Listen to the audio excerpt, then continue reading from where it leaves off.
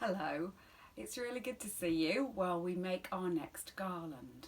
I now have a garland that the piece of string hangs up, and I use the little pegs to put it on because we keep changing them, don't we? We keep having interesting things to do.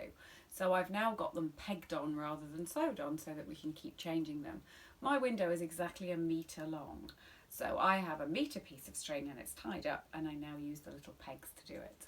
So we took down our Easter one, and obviously there are all kinds of flowery ones, but I'm going to have a little pause from the flowers for a moment because we've got a summer wreath slash garland coming in a few weeks' time, and we're going to go for some butterflies.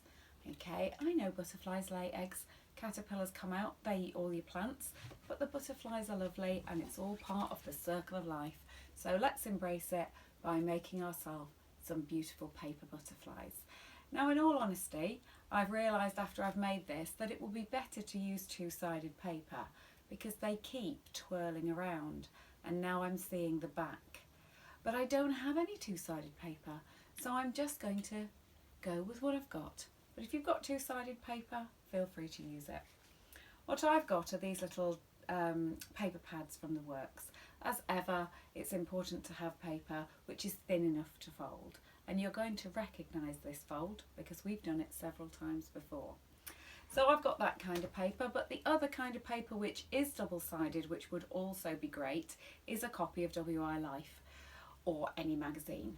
Although possibly not Crafts Beautiful this month. You should get that and have a look.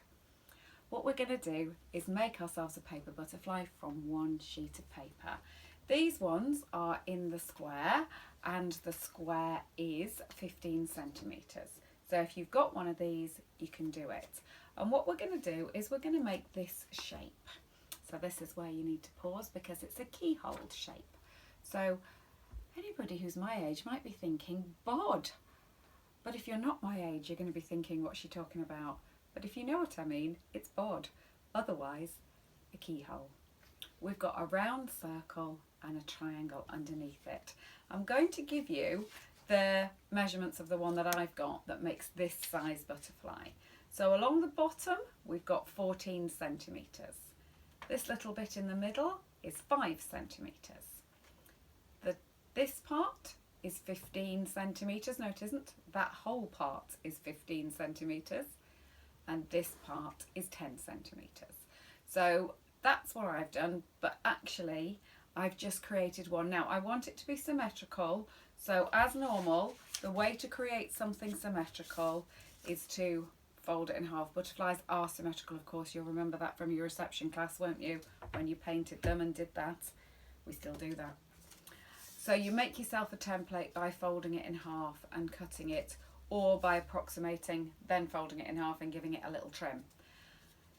Now, you don't need all your butterflies to be the same size. I realise you can't see them all on the video, but you can check them out in all the other ways. Some of them are smaller. There are some tiny butterflies, some big butterflies.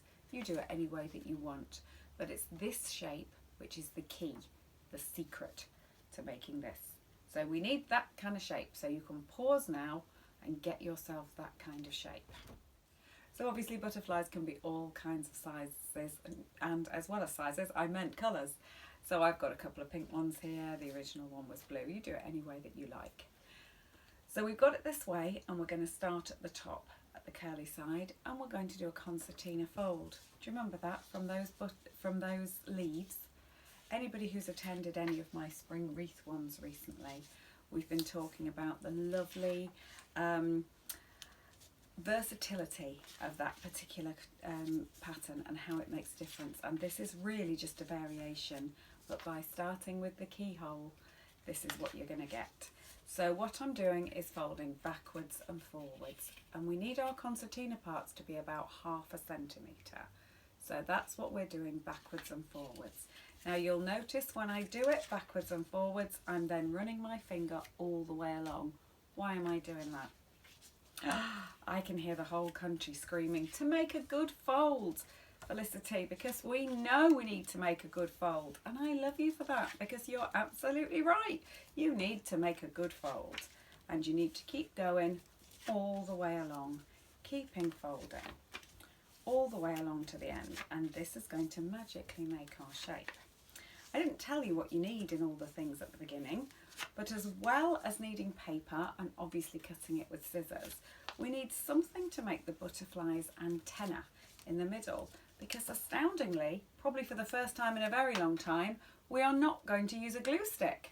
We don't even need a glue stick today, but we are going to give that a really, really good fold when we get there. So that is what it looks like when we're looking. So on the side, you've got that zigzaggy look. If I was to pull it out, don't do it. If I was to pull it out, it would look like that. But what you want is for it to be squidged down. Now you do know exactly where halfway is when you're having a look at it by looking along there and working it out. But you can whizzle around and then you're going to open it. Now your butterfly has its big wings at the top and its small wings at the bottom, and its big wings are the biggest part of it, the pointy straight part of it at the beginning. So turn it over and then fold it up. Unfold it is what I mean, really, isn't it? And you will have a butterfly shape, and it looks really fabulous, but it's coming off in the middle. So we need something to hold that middle part together and create its little feelers, as my grandma always called those before we had posh words like antenna. So on this one, I've done it with a chenille rod, and we all know what one of those is, don't we? The good thing about those is that you can wind them round and make lovely little curly bits, but they're also quite big, and if you want your butterfly to look a little bit more delicate, you can do it with string. And I've got some of this string, which I actually found no use for because it's quite stiff after I'd got it, but stiff is quite good here for our little feelers. So I'm going to put my string through the middle and I'm going to just tie it. So I'm going to wind it round a couple of times to create the butterfly's body, and that's, you can do that as much or as little as you like depending on what you want the butterfly body to look like.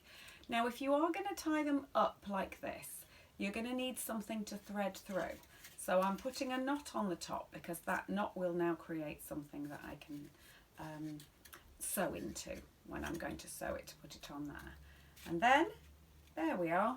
I'm wiggling it around to make sure he's symmetrical, opening it up. That's a giant antenna, so I'm actually going to cut it a little bit and then, not chucking it on the floor because I've got a bin down there, I'm going to curl them around to turn them into antennae so that he can find those flowers and go into someone else's garden and lay his eggs so that the caterpillars don't eat my flowers. So that's what we've got.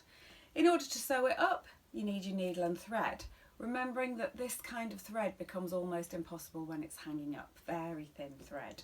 And you can get it through the knot, which is kind of the butterfly's head as well, and hang it up. So you've got your chenille rod making a bigger body. Now if you're going to make this with children, and this is a fabulous one to do with children, because it doesn't really matter exactly how perfect this is, just have a go. Then chenille rods are even better because you can wind it round really easily and you can do it. The string's a little bit awkward to tie, and tying a knot is a bit tricky, so you might need to ask your adult to help you a little bit there. But if you've got yourself some pipe cleaners, you know what they are, we can put that together. If you're going to stick this onto a card, you will need to get out your glue gun to make it stick down.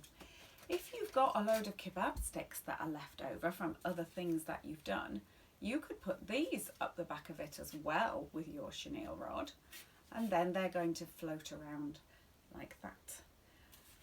If you used the glue gun to stick them on like that, they would have two uses. You could grow your baby plants up, which are totally all over the windowsills at this time of year, and give them some support while simultaneously looking attractive, or just playing with them as a fairy wand butterfly on the end of it.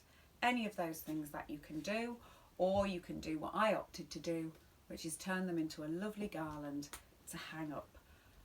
It won't be long before we're turning this late spring garland into a summer one, because there are some felt flowers coming soon. I'm not going to do that as a garland, I'm going to do that as a wreath.